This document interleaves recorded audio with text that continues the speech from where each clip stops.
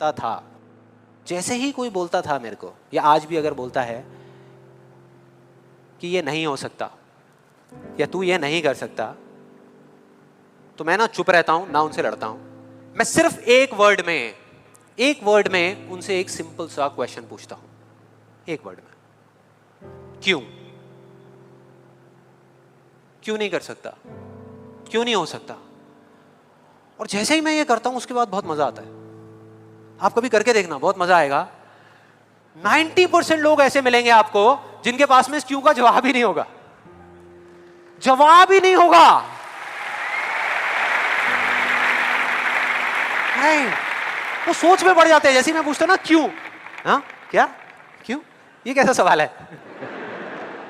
तो ये है वो 90% लोग जिनके पास में कोई जवाब ही नहीं होता, या होता भी है तो वो इतना फनी होता है कि आप चाह करके भी अपने आप को हंसने से नहीं रोक पाओगे। जैसे एक बार मेरे साथ हुआ था, जब मैं करीबन आई थिंक 18 साल का था और मैंने नया नया फोटोग्राफी का कोर्स किया था। तो हमारे घर में एक छोटा सा फंक्शन चल रहा था और वहाँ पर मैं अपनी मदर के साथ और फादर के साथ में खड़ा हुआ कुछ बातें कर रहा था। इतनी देर में एक सामने से आंटी आई और आकर के बोली, संदीप। हाँ जी आंटी। बेटे क्या नया चक्कर चल रहा है तेरा आजकल? मैं डर गया, मैं मन ही मन सोच रहा, मैंने कहा इनको कैसे पता लगा मेरे नए अफेयर के बारे में? और ही चला गया। फिर मैंने उनको देखा और डरते डरते उनसे मैंने कहा कि भाई आंटी जी क्या मतलब, मैं कुछ समझा नहीं, कौन सा चक्कर, क्या क्या कौन सा? तो आंटी ने बोला, कहते क्यों तू ये फोटोग्राफी नहीं कर रहा आजकल, ये फोटोग्राफी का कोर्स नहीं किया तूने? तो उन्होंने बोला, मेरी थोड़ी सी जान में जान आई। मैंने कहा अच्छा, फोटोग्राफी की बात हो रही थी। फिर उन्होंने बोला, बेटा अगर तू बुरा ना माने तो एक बात कहूँ। मैंने कहा नहीं नहीं आंटी बोलिए ना। बेटे मेरी अगर तू माने ना, तो ये जो तू फोटोग्राफी के चक्करों में पड़ा है ना, ये सब बेकार की चीज़ें हैं। इससे अच्छा ये है कि तू कोई और ढंग का काम कर ले या अपनी पढ़ाई लिखाई में ध्यान दे। मैंने वही किया जो मैं हमेशा करता था। मैंने कहा क्यों आंटी जी, आपको ऐसा क्यों लगता है कि मेरा फोटोग्राफी में कुछ नहीं हो सकता, ये फोटोग्राफी बेकार की चीज़ क्यों है? तो उन्होंने जवाब दिया कि मेरी बहन का बेटा भी गया था बॉम्बे यही सब करने के लिए जो तू कर रहा है, और उसको 4 साल हो गए धक्के खा रहा है, उसका कुछ नहीं हुआ अभी तक। मैंने फिर सुना, फिर मैंने दोबारा से वही क्यों को ले आकर के चिपका दिया। मैंने उनसे पूछा, लेकिन आंटी मेरे को कुछ समझ नहीं आया कि अगर वो कुछ नहीं कर पाया तो मैं कुछ क्यों नहीं कर पाऊंगा? सीधा सा क्वेश्चन है यार।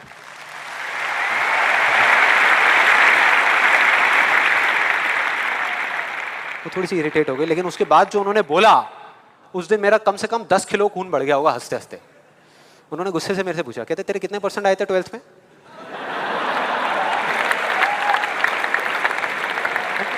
मतलब फोटोग्राफी से इसका कोई कनेक्शन नहीं है दूर दूर तक, लेकिन उनका ये सवाल था कितने % आए थे तेरे 12th में? मैंने कहा जी 85% आए थे आंटी। फिर उन्होंने एक अजीब सा एक्सप्रेशन दिया, मेरे को ऐसे देखा जैसे कि मेरे से बड़ा बेवकूफ़ इस पूरी दुनिया में कोई नहीं है, और बोली उसके 92% आए थे।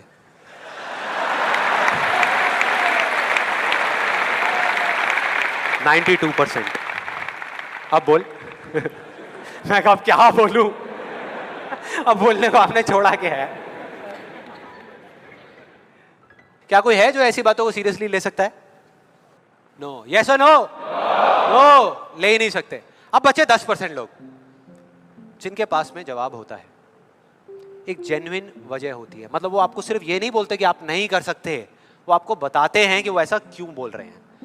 तो मुझे जब भी कोई ऐसा मिलता है तो मैं उनके पास में जाकर के शांति से बैठता हूं, उनकी सारी बात को समझता हूं, फिर अकेले में जाकर के उस प्रॉब्लम का सॉल्यूशन निकाल लेता हूं और अपने पूरे दिल से उस इंसान को थैंक्स करता हूं, क्योंकि इनडायरेक्टली ऐसे लोग हमको हेल्प करते हैं आगे बढ़ने में।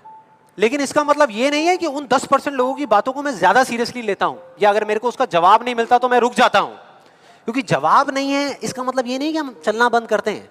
फॉर एग्जाम्पल, अगर हम अपने घर से ये सोच करके निकले हैं कि जब सारी लाइट्स ग्रीन हो जाएंगी तब मैं अपने घर से निकलूंगा, तो निकल पाएंगे कभी? कोई भी ऐसा कुछ आपको बोलता है आकर के कि आप ये नहीं कर सकते, तो समझ लेना कि वो बोल तो आपको रहा है, लेकिन उसका इशारा आपकी तरफ नहीं है। वो बस इतना सा कहना चाहता है क्योंकि मैं इस काम को नहीं कर सकता।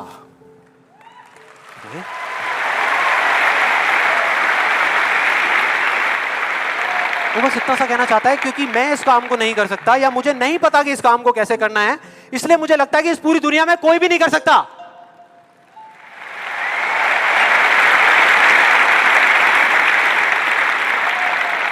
आप में से कितने लोगों ने कहावत सुनी है कि किसी पे जुल्म करना पाप है लेकिन जुल्म सहना उससे भी बड़ा पाप है? कितने लोगों ने सुनी है? ऑलमोस्ट सबने सुनी है। बिल्कुल इसी तरह से कोई इंसान अगर जिंदगी में कुछ करना चाहता है ना, या कुछ बनना चाहता है, तो उसको जा करके ये बोलना कि तू ये नहीं कर सकता, उसकी हिम्मत को तोड़ना, उसकी उम्मीद को तोड़ना एक बहुत बड़ा पाप है। क्योंकि कई बार कुछ लोगों के पास में सिर्फ एक उम्मीद होती है और कुछ भी नहीं, लेकिन वहीं दूसरी तरफ किसी को इतना हक देना कि वो आ करके आपके सामने खड़ा हो जाए और आपको कुछ भी बोलता रहे, आपकी उम्मीद को तोड़ दे, आपकी हिम्मत को तोड़ दे और आप चुपचाप खड़े खड़े उसको देखते रहो, कुछ भी ना कहो, कुछ भी ना करो, ये उससे भी बड़ा पाप है।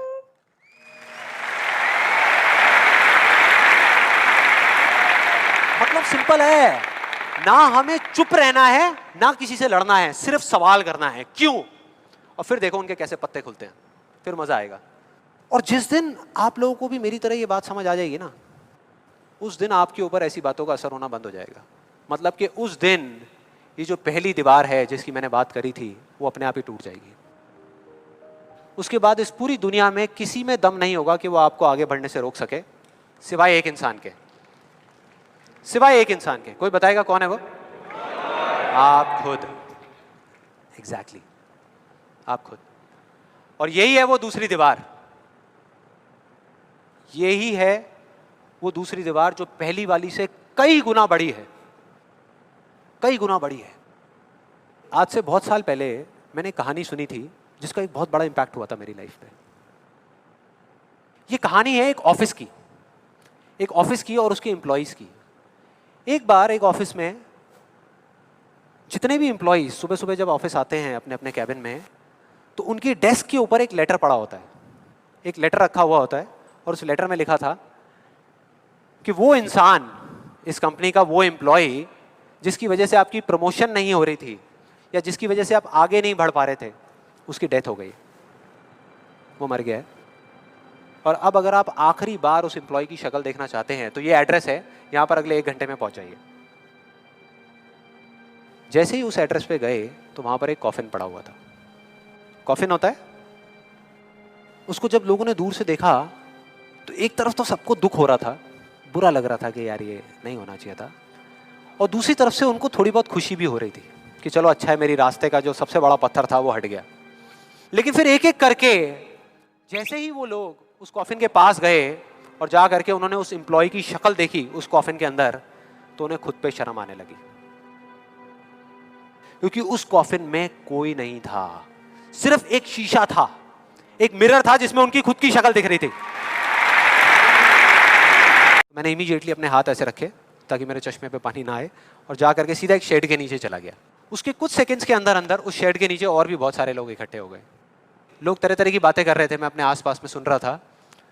लेकिन मैंने एक चीज़ नोट करी कि ज़्यादातर लोग, उनका ध्यान बारिश की तरफ नहीं था, बारिश की वजह से होने वाली जो प्रॉब्लम्स थी उसकी तरफ था। जैसे मेरे यहाँ पे थोड़ा सा आगे जा करके 2 लड़के खड़े हुए थे, वो आपस में बात कर रहे थे कि भाई आज ट्रैफिक का बड़ा बुरा हाल होने वाला है, बारिश इतनी तेज़ हो रही है, तो वो इस तरीके की बातें कर रहे हैं। एक वहाँ पे अंकल जी थे पीछे, वाइफ को बोल रहे थे कि भाई मैंने तेरे को पहले ही कहा था कि छाता रख ले, छाता रख ले, अब देख मैं ऑफिस के लिए लेट हो जाऊँगा। तो इस तरह की बातें हो रही थी, तरह तरह की। तभी मैंने एकदम से देखा कि सामने से, मतलब मैं यहाँ खड़ा हुआ था, मेरे यहाँ पे एक लड़का खड़ा हुआ था, मुझे अभी भी एग्जैक्ट याद है। वो लड़का इनफैक्ट वो काफ़ी बड़ा कैरेक्टर था, बहुत सीरियस, मतलब बहुत टेंशन में था वो। हुआ क्या था, उसकी जेब में एक नोट पड़ा हुआ था जो गीला हो गया था, 20 रुपए का, तो वो उसको हिला हिला करके सुखाई जा रहा है, उसको फूंक मार रहा और ये सब चीज़ें। तो मैं पहले, मेरा ध्यान उसकी तरफ था, फिर मैंने जैसे ही उधर देखा तो उधर से एक आदमी आ रहा था शेड की तरफ, उसका भी एक हाथ ऐसे था, लेकिन दूसरे हाथ से उसने अपनी बच्ची का हाथ पकड़ा हुआ था, छोटी सी बच्ची, 4-5 साल की, बड़ी प्यारी बच्ची। फर्क ये था कि उस बच्ची का हाथ ऐसे नहीं था, उसका हाथ ऐसे था, ऐसे था। और वो बच्ची बड़ी प्यारी प्यारी हरकतें कर रही थी, मैंने देखा वहां से ऐसे उसका हाथ था, बार बार उस पर पानी की बूंदें गिर रही, वो इकट्ठा कर रही और पी रही, इकट्ठा कर रही और पी रही, इकट्ठा कर रही और पी रही। तो जैसे ही वो शेड के पास आए, मैं थोड़ा सा साइड हो गया। तो इधर वो मेरे नोट सुखाने की मशीन थी, इधर मैं सोच रहा था अपने भी नोट निकाल के दे दूं, भाई ये भी सुखा दे।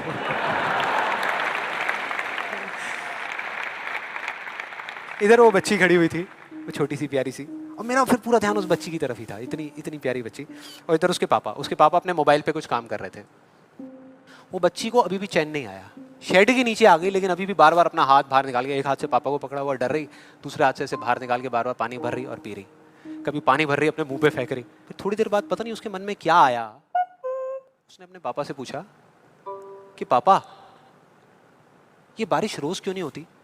बड़ा अजीब सा क्वेश्चन था। उसके पापा ने कहा, वो अपने मोबाइल पे लगे हुए थे, हाँ बेटा होगी होगी, रोज होगी, रोज होगी, रोज होगी। वो बच्ची फिर अपने खेल में लग गई। फिर थोड़ी देर बाद पता नहीं क्यों उसने दोबारा से पूछा अपने पापा से, बताओ ना पापा रोज क्यों नहीं होती। इस बार उसको कोई जवाब नहीं मिला, लेकिन मुझे मिल गया। मुझे सब कुछ समझ आ गया कि क्या वो वजह है, क्या फर्क होता है उन लोगों में जो खुद के सबसे अच्छे दोस्त होते हैं और खुद के सबसे अच्छे दुश्मन होते हैं। क्या फर्क है उन दोनों लोगों में। देखो बहुत सिंपल है, जब बारिश होती है आसमान से, हम सबके ऊपर होती है, क्या एक जैसे होती है या अलग अलग तरीके से होती है। एक जैसे होती है, कोई पार्शियलिटी नहीं करती। आप अमीर हो, गरीब हो, काले हो, गोरे हो, बच्चे हो, बड़े हो, कोई फर्क करती है क्या बारिश। नहीं करती, सब पे एक जैसी होती है। बिल्कुल उसी तरह से वो शक्ति, वो एनर्जी जिससे पूरी दुनिया चल रही है, जिससे अभी अगर आप अभी फील करने की कोशिश करो, आपकी सांसें चल रही है, मेरी सांसें चल रही है। जिस शक्ति में इतनी ताकत है कि अगर वो चाहे तो एक सेकंड में, एक सेकंड भी नहीं लगेगा, इस पूरी दुनिया को खत्म कर सकती है, और एक सेकंड के 1/100वें हिस्से में इस दुनिया को दोबारा से बना भी सकती है। उसको आप साइंटिफिकली चाहे एनर्जी का नाम दे दो, चाहे स्पिरिचुअली भगवान कहो, आत्मा कहो, परमात्मा कहो, कुछ भी कहते रहो, उससे कोई फर्क नहीं पड़ता। और बिल्कुल उस बारिश की तरह उस शक्ति की भी बारिश हम सब पर होती रहती है, उस एनर्जी की भी बारिश होती रहती है, और सब पर एक जैसे होती है। फिर चाहे आप अमिताभ बच्चन हो, बिल गेट्स हो, कोई भी हो, कोई फर्क नहीं पड़ता। आप स्टेज पे खड़े हो या वहां बैठे हो, कोई फर्क नहीं पड़ता। तो फर्क क्या है। देखो बहुत सिंपल है, वही फर्क जो उस बारिश में था, जो मैंने नोट किया उस बच्ची के बीच में और औरों के बीच में। कुछ लोगों का हाथ ऐसे होता है और कुछ का ऐसे होता है, यही फर्क।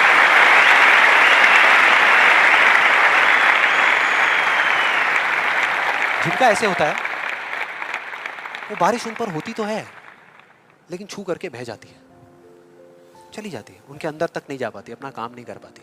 लेकिन जिनका ऐसे होता है वो उसको पी लेते हैं, उनके अंदर चली जाती है, और उसके बाद में जो काम करती है वो एनर्जी करती है, नाम इंसान का हो जाता है।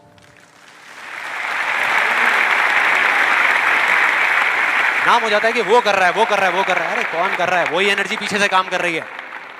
हम क्या कर सकते हैं, अगर मैं आपको कहूं कि हमारी बॉडी के जितने भी फंक्शंस हैं उसमें से 99% फंक्शन से ज्यादा ऐसे हैं, डाइजेशन से लेकर के, ब्रीदिंग से लेकर के, ये सारी चीजें जो हम कंट्रोल नहीं करते, जो हमारे कंट्रोल में है ही नहीं। 1% चीजें हम कंट्रोल करते हैं और 100% क्रेडिट ले जाते हैं। और अब मजे की बात पता है क्या है, सबसे मजेदार बात, कि यहां पर हम जितने भी लोग बैठे हुए हैं ना, हम सबको पता है कि अगर हमारे हाथ अभी ऐसे हैं तो ऐसे कैसे लाने हैं, क्योंकि बचपन में हम सबके बाय डिफॉल्ट हाथ ऐसे ही थे, सबके। फिर धीरे धीरे कुछ लोगों के यहां चले गए, कुछ के यहीं रह गए। जिनके यहां रह गए उनको हम सक्सेसफुल बोलते हैं, जिनके यहां चले गए उनको हम फेलियर्स बोलते हैं, अलग अलग फील्ड्स में। तो कोई बताएगा कि ऐसा क्या था जो बचपन में हम एक दिन में हजारों बार करते थे और अब हजारों दिनों में एक बार भी नहीं करते। याद करो वो बच्ची क्या कर रही थी उस पार्क में, बार बार क्या कर रही थी। एग्जैक्टली क्वेश्चन पूछ रही थी, मतलब के सवाल कर रही थी। Let's give a big hand for her.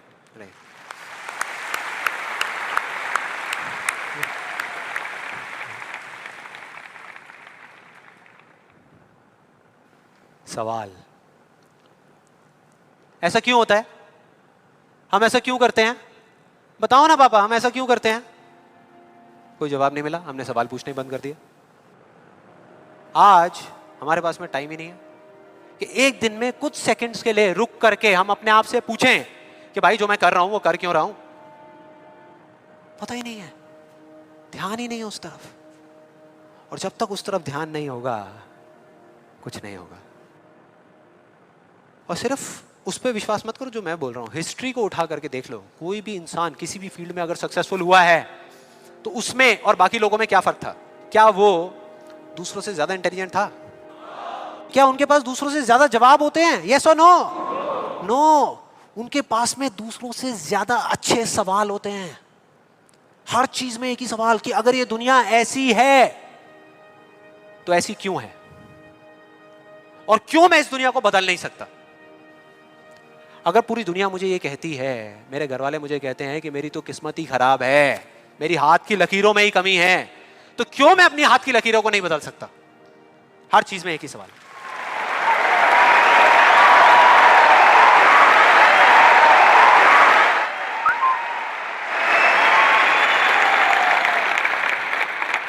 और दूसरी तरफ किसी फेलियर के पास चले जाओ, उनके पास आपको सिर्फ जवाब मिलेंगे, सवाल एक भी नहीं। सिर्फ एक्सक्यूजेस मिलेंगे, सिर्फ बहाने मिलेंगे, बस। सवाल पूछ ही नहीं रहे तो जवाब मिलेगा कहां से?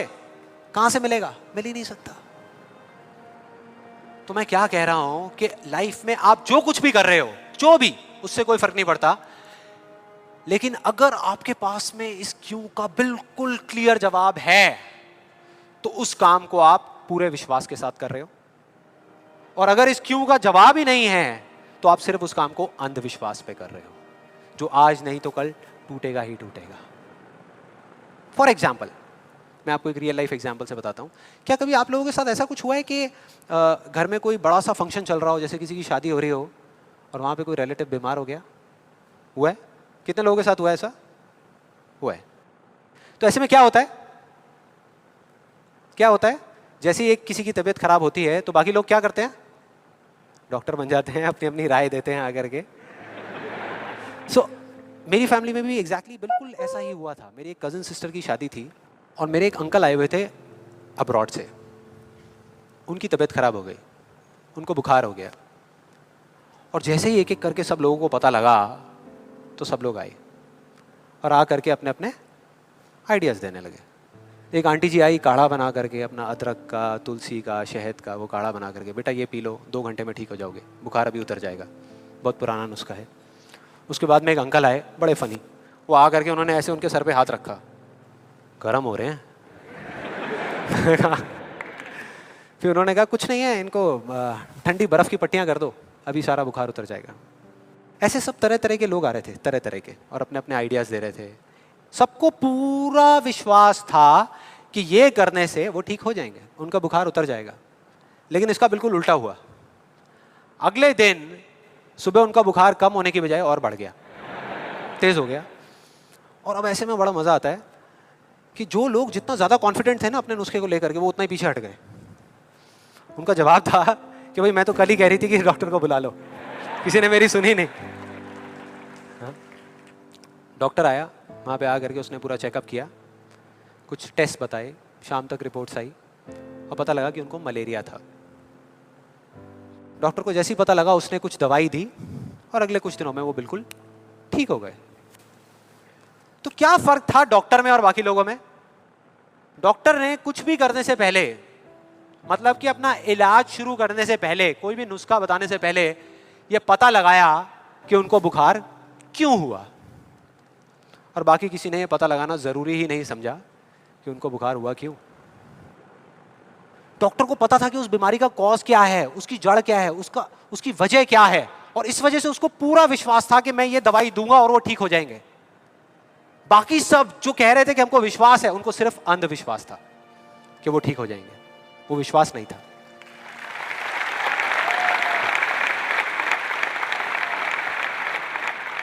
इन दोनों के बीच में ना इतना एक बिल्कुल पतली सी लाइन का फर्क होता है, विश्वास में और अंधविश्वास में, जिस वजह से बहुत बार हम अपने अंधविश्वास को विश्वास का नाम दे देते हैं। और इसका आज की डेट में सबसे बड़ा एग्जाम्पल, सबसे बड़ा, वो है लॉ ऑफ अट्रैक्शन। सुना है यहाँ पे? कितने लोगों ने सुना है लॉ ऑफ अट्रैक्शन के बारे में? ऑलमोस्ट सबने सुना है। अब ये बहुत मजेदार है, लॉ ऑफ अट्रैक्शन। मुझे बहुत लोग मिल चुके हैं, मतलब काफी लोग मिले हैं जो आ करके मुझसे पूछते हैं कि भाई आपके हिसाब से आपको क्या लगता है कि लॉ ऑफ अट्रैक्शन काम करता है या नहीं करता। तो मेरा सिंपल सा जवाब होता है कि अगर आप मेरा जवाब चाहते हो तो जवाब है हाँ, कि ये काम करता है। साइंटिफिकली जिसको बोलते हैं law of cause and effect, और स्पिरिचुअली जिसको बोलते हैं लॉ ऑफ कर्मा, ये उसके ऊपर बेस्ड है। तो इसमें कोई शक नहीं है कि ये काम करता है, लेकिन वैसे नहीं जैसे कि कुछ लोग अपनी बुक्स के थ्रू और वीडियोस के थ्रू इसके बारे में बता रहे हैं, वैसे नहीं। आप में से कितने लोगों ने वीडियो देखी है? बहुत सारे लोगों ने देखी है, तो आप शायद समझ जाएंगे। बाकी लोगों के लिए मैं थोड़ी एक्टिंग करके दिखाता हूँ, अपना वो थोड़ा फिरंगी स्टाइल में, वो जो डबिंग करके बोलते हैं ना, ये बिल्कुल एक अलादीन के चिराग जैसा है।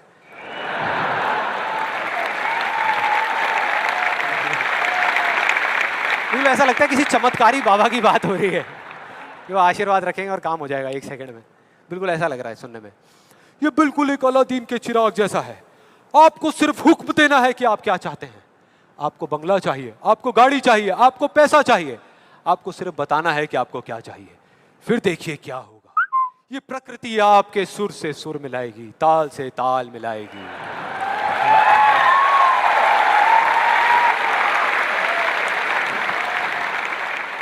और उसके बाद बड़ा मजा आता है। एक बंदा आता है वहां पे उस वीडियो में, वो आकर के कहता है अच्छा इतना आसान है, तो मैं 3 लड़कियों के साथ डेट पे जाना चाहता हूं। 3 लड़कियों के साथ।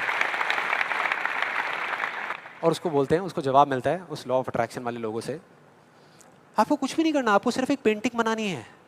अपनी एक पेंटिंग बनाइए जिसमें आप बैठे हैं और साथ में 3 लड़कियां बैठी है, और फिर देखिए क्या होता है। वो बंदा पेंटिंग बनाता है।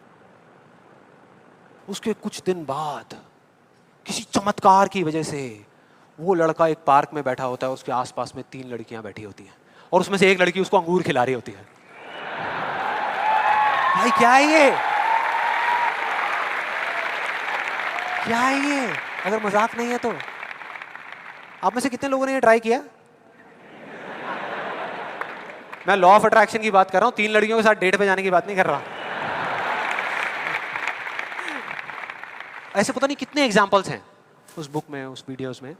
एक सबसे फनी एग्जाम्पल जो बहुत लोग ट्राई कर रहे हैं, आई एम श्योर यहाँ पे भी बहुत लोगों ने ट्राई किया होगा, कार पार्किंग का।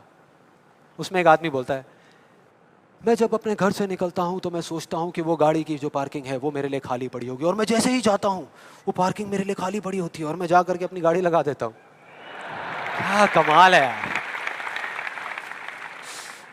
देखो कई बार मुझे 1-2 मिनट वेट भी करना पड़ता है, लेकिन फिर वो जगह अपने आप मेरे लिए खाली हो जाती है। मैं क्या करता हूं, मैं सिर्फ सोचता हूं वो जगह मेरे लिए खाली। कमाल है यार। हाँ बढ़िया लग रहा है ना, सुनने में अच्छा लगता है। ये सारी बातें सबको अच्छी लगती है, किसको नहीं लगेगी? सच बताऊं मुझे भी अच्छी लगेंगी सुनने में, बुरी किसको लगेगी? कि सोचना शुरू कर दो और गाड़ियों की पार्किंग मिलनी शुरू हो जाएगी। ये आई एम श्योर बहुत लोगों ने ट्राई किया होगा। कितने लोगों ने ट्राई किया है? आपके हिसाब से काम करता है ये? अच्छा एक सवाल है, हमेशा करता है या कभी कभी करता है? कभी कभी करता है। लेकिन फिर वो एक लॉ कैसे हुआ? लॉ उसे कहते हैं जो एक ही कंडीशन में अगर सेम कॉज हो तो उसका सेम इफेक्ट आना चाहिए, उसको लॉ कहते हैं। सिंपल है भैया, अगर कंडीशन सेम है, आप एक ही जमीन पे 2 बीज बोओगे आम के, तो दोनों आम के पेड़ ही बनेंगे, एक एप्पल का पेड़ नहीं बन सकता। सीधा सा फंडा है। तो इसका मतलब कहीं ना कहीं कुछ कंफ्यूजन है, कुछ गड़बड़ है। तो मैं एक बहुत बड़ा यहाँ पर एक कमिटमेंट करने वाला हूँ, एक बहुत बड़ा चैलेंज करने वाला हूँ इन वीडियोस के अंदर। मेरा ओपन चैलेंज है उन लोगों को जिन्होंने ये बुक लिखी है और जिन्होंने वीडियोस बनाई है, क्योंकि उनसे ज़्यादा कौन जानता है इस लॉ के बारे में। वो जानते हैं कि वो क्या कह रहे हैं, वो समझते हैं कि वो क्या कह रहे हैं। तो मेरा ओपन चैलेंज है कि हम एक शर्त लगाते हैं, इस दुनिया में कहीं पर भी एक पार्किंग लॉट चूज करेंगे जो थोड़ा सा बिजी रहता हो, और वहां पर वो एक स्पॉट आइडेंटिफाई करेंगे, पार्किंग का स्पॉट, और अपने लॉ ऑफ अट्रैक्शन की पूरी पावर लगाएंगे। लगा सकते हैं, क्या दिक्कत है? सोचना ही तो है।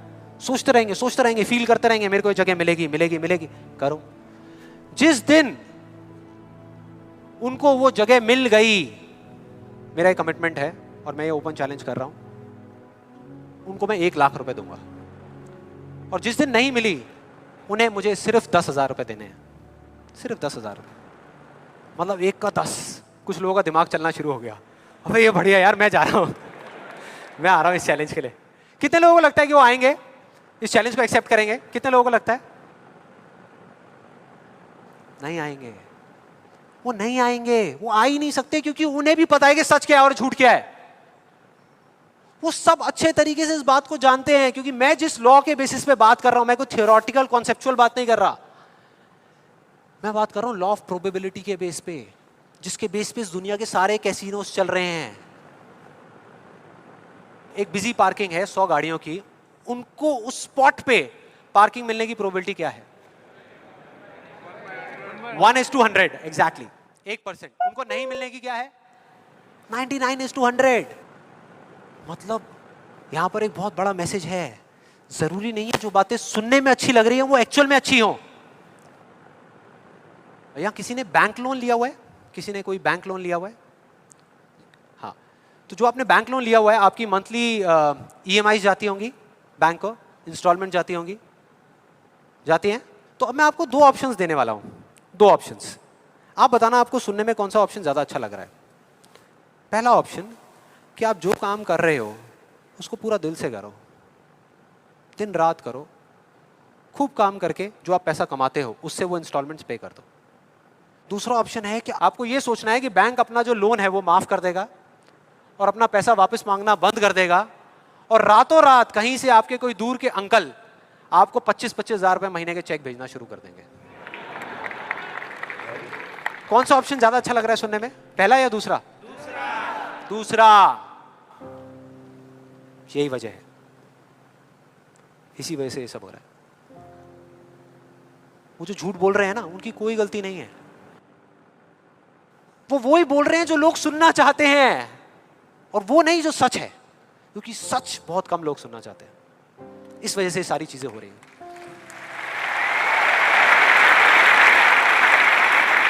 और मैं इस सेशन का आपको एक फाइनल एग्जांपल देने वाला हूं, जिसके बाद में अभी आपके मन में जितने भी डाउट चल रहे होंगे ना, वो सारे धीरे धीरे क्लियर हो जाएंगे।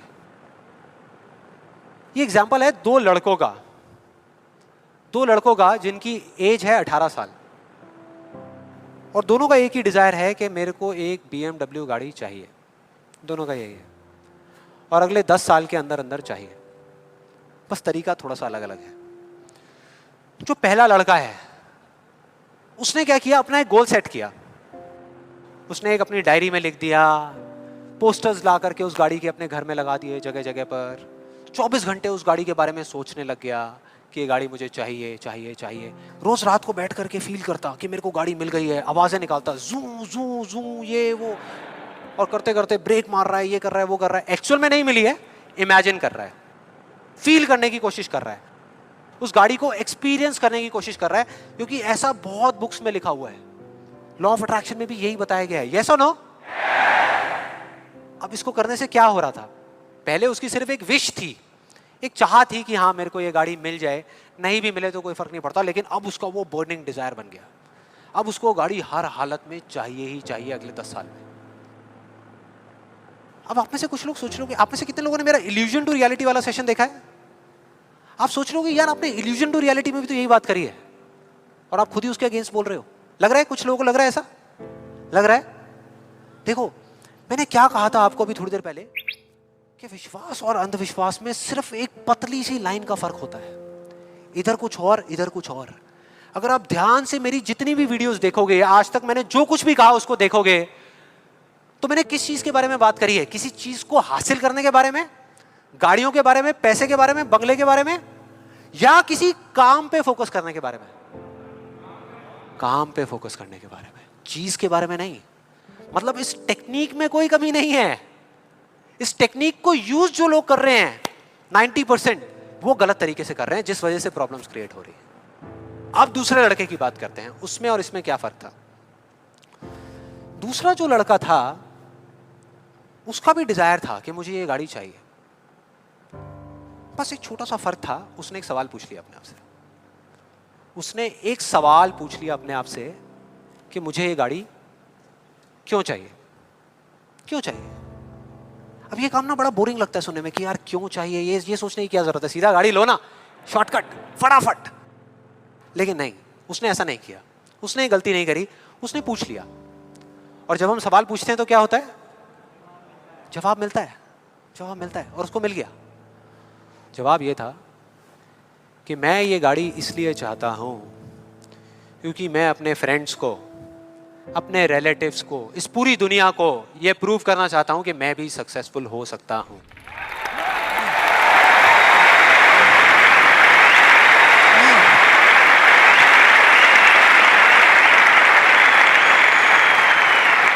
तो उसको जवाब मिल गया कि मैं ये इसलिए चाहता हूं क्योंकि मैं प्रूव करना चाहता हूं। फिर उसने दोबारा सवाल किया कि क्यों, मैं क्यों अपने आसपास वालों को, इस पूरी दुनिया को ये प्रूव करना चाहता हूं, क्यों करना चाहता हूं?